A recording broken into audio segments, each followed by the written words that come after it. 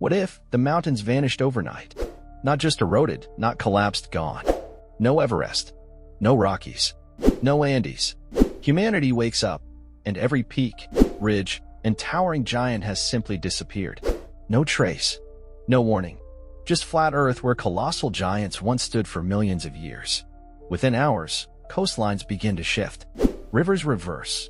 Winds scream through landscapes once protected by stone. And deep beneath the crust, something begins to awaken.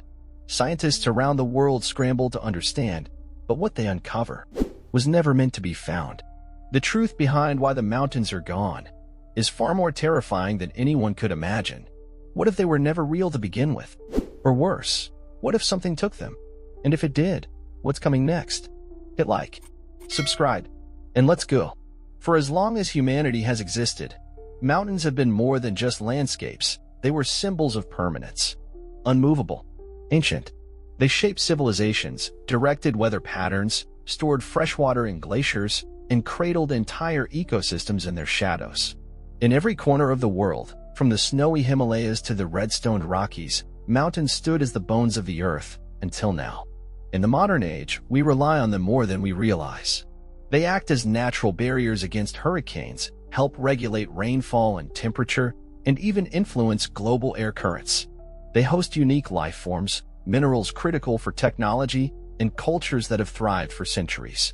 Scientists often say, remove one piece of a delicate system, and everything begins to fall apart. But no one ever imagined losing all of them at once. Our satellites scan the Earth in real time. Drones monitor every peak. And still, there was no warning, no signal, no tremor. One night, they were simply gone. Flattened terrain where vertical majesty once stood. That's not just a geological mystery. That's a global emergency. And if mountains, those ancient guardians of the planet, can disappear without a trace, what else can? And who, or what, has the power to do that?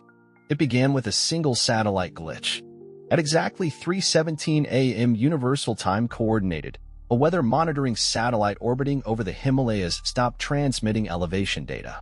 It wasn't the first time a satellite went dark, but this time, others followed. Within minutes, dozens of Earth-observing systems across NASA, ESA, and private tech firms began returning bizarre readings. Altitude maps were flattening. Elevation lines disappeared. At first, experts blamed solar flares, system errors, until drone footage confirmed the unthinkable. Everest, K2, Annapurna, all gone. Reduced to rolling plains like they had never existed. Within hours, similar reports flooded in from South America, Europe, Africa. The Andes, the Alps, Kilimanjaro vanished. Panic turned to paralysis. No earthquakes. No landslides. No debris. Just absence. Teams of geologists, climatologists, military analysts, even theologians were summoned into emergency meetings. The official narrative was silence.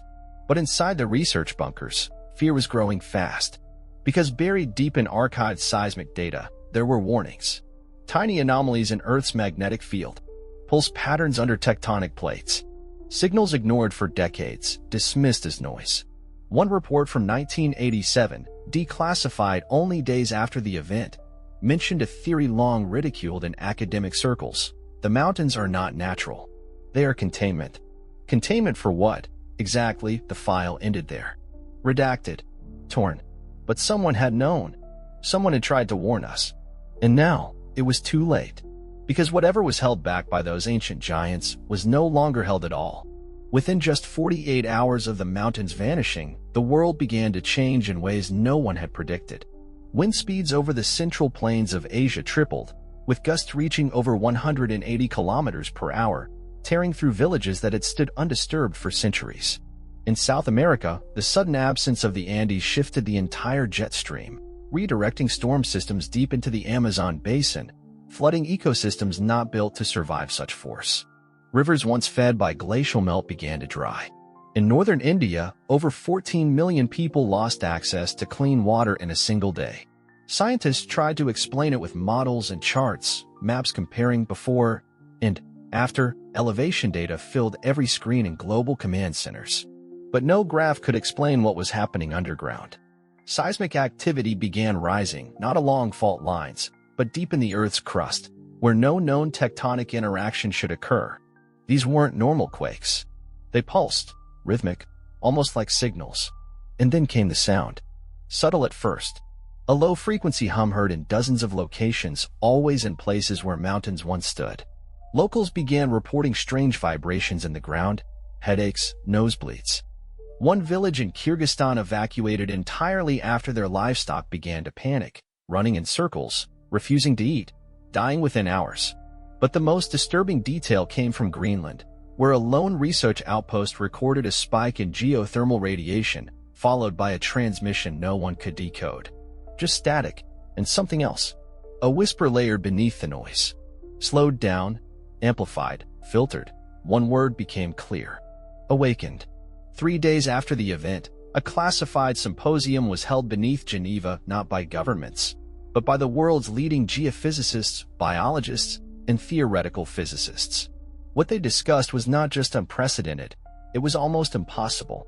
According to ancient mineral scans, some taken decades ago, others reanalyzed after the event, the base material beneath most mountain ranges didn't match the surrounding geology.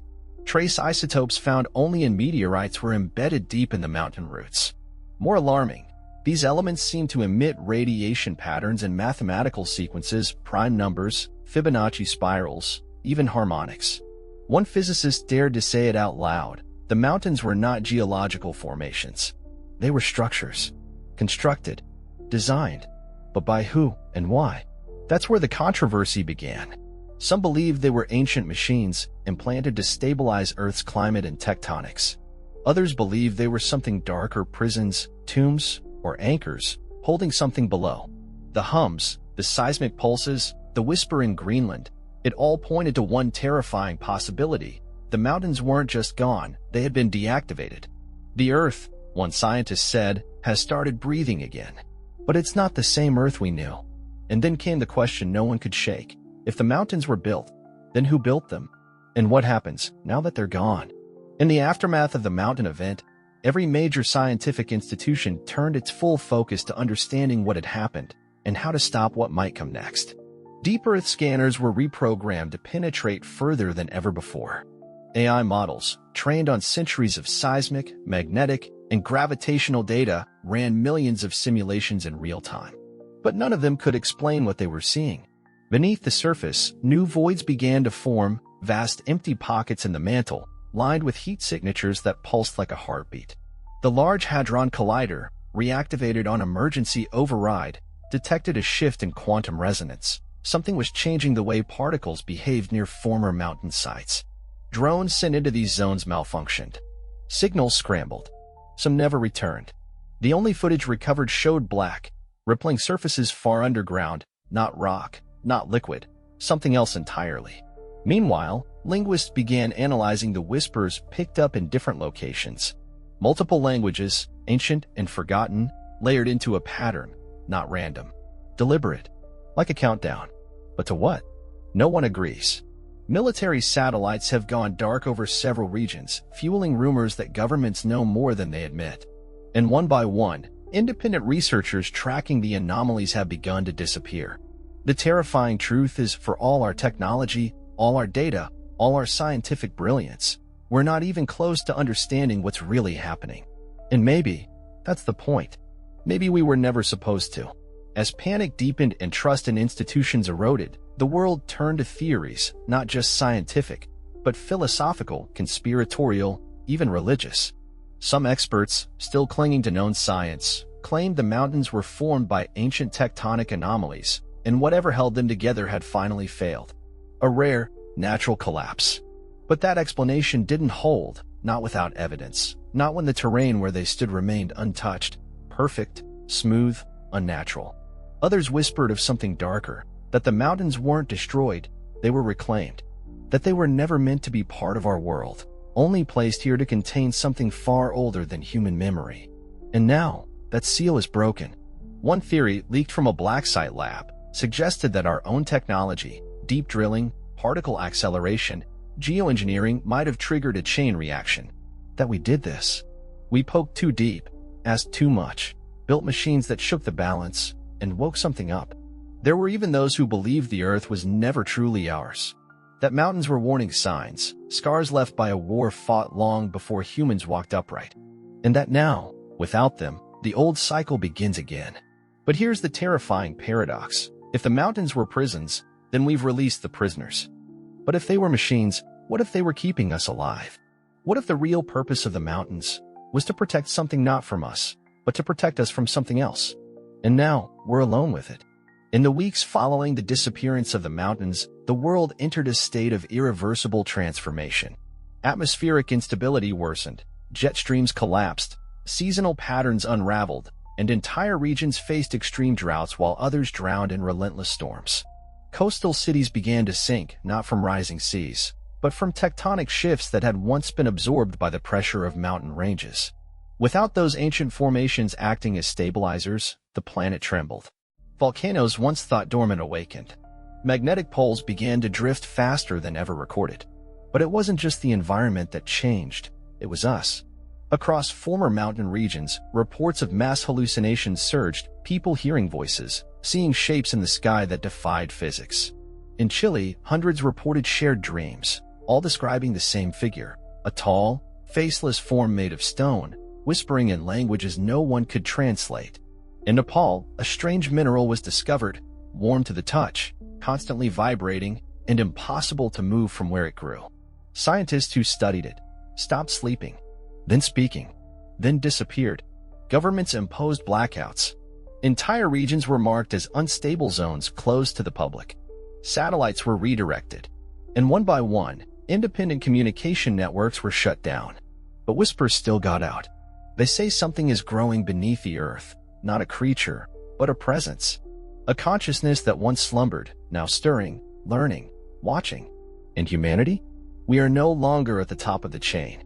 Because in removing what we never understood, we exposed ourselves to something far more intelligent and far less forgiving. What happens when the very foundation of our world is revealed to be a lie? Or worse, a warning we ignored? The mountains, we once believed, were symbols of strength, stability, endurance. Now, their absence has forced humanity into a mirror, one we never wanted to look into. All our advancements, our science, our machines, none of them prepared us for a truth we didn't create. And now we face a choice. Do we keep digging, trying to understand what lies beneath, risking the little stability we still have?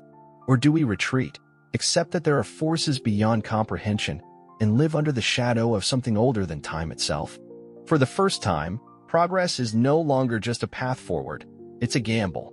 Scientists argue, should we attempt to communicate with the presence that stirs beneath us, or seal it off and bury the truth forever? But sealing it may no longer be an option. We broke the seal once. It may never hold again. Philosophers speak of a necessary humility, that perhaps this moment is not our downfall, but our test. Can we evolve not just in knowledge, but in restraint, in reverence? Or will our hunger to know, to control, to dominate, doom us again? The earth is changing. So must we. But which version of humanity will survive this change, the curious or the wise? The builders or the destroyers? Remember how we began? One morning, the mountains were simply gone. At first, it felt like a glitch in reality, an error, a mistake in the natural order. But now you know, it wasn't an accident. It was a signal, a message, or maybe a response. And the most terrifying part? Not that we don't understand it, but that someone, somewhere, might. I'm not here to tell you how to feel. I'm not even sure how I feel. Some nights, I lie awake thinking about those seismic pulses, the whispers, that word. Awakened. What does it want? Is it watching us now? Or is it already part of us? Maybe the mountains weren't the secret. Maybe we are. If the earth was built around a cage, and that cage is now open, then what does that make our world? A sanctuary? A test? Or just bait? I can't shake the thought. What if we were never meant to survive without the mountains? What if their silence was the reason we thrived? And now, in their absence, the countdown begins. So tell me this, if you woke up tomorrow and everything familiar was gone, not just mountains, but cities, names, history itself, would you even realize it? Or would you just keep walking forward, like nothing changed? Let me know in the comments. What do you think was hidden beneath the mountains? And more importantly, do you think it's finished rising?